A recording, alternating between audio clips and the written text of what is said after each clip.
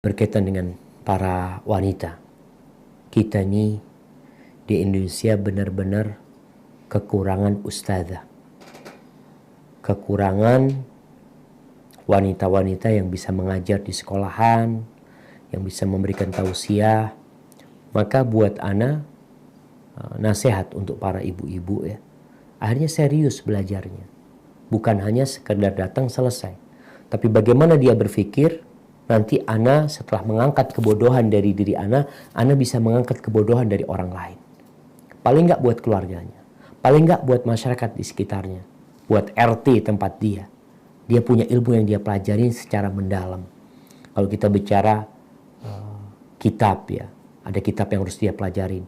Paling nggak ibu-ibu ini ya sudah menyelesaikan Arba'in Nawawiyah. Dihafal tuh Arba'in Nawawiyah. Difahami.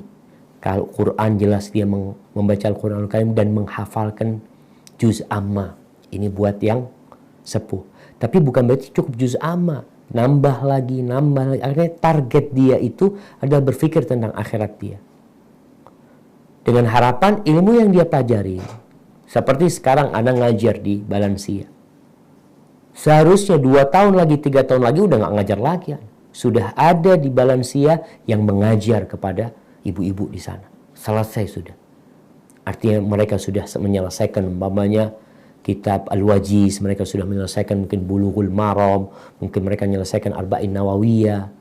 Hal itu sudah bisa diamalkan dan diajarkan kepada mereka. Sekali lagi kita itu sangat kekurangan ustazah karena memang kebanyakan ustazah ini yang lulusan pesantren kalau sudah menikah pun akhirnya sibuk ngurusin rumah tangganya. Ilmu memang kurang akhirnya. Padahal dia bisa mengembangkan ilmu itu di rumah sana.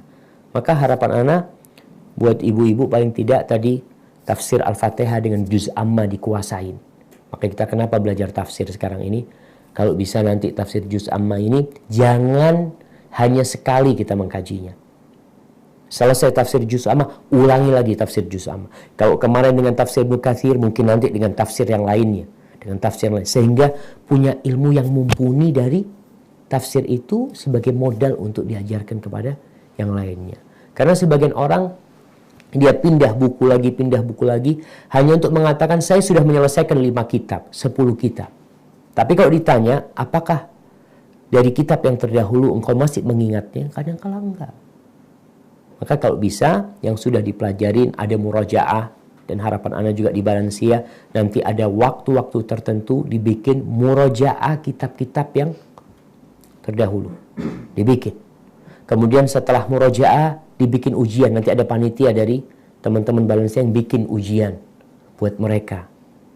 Supaya apa? Supaya ada murajaah ilmu itu jadi tetap dibaca dan dipelajari.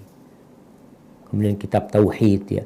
Usulul Thalatha yang perlu dipelajari yang berkaitan dengan prinsip-prinsip dasar seorang yang beragama Islam. Hadza wallahu a'lam bishawab.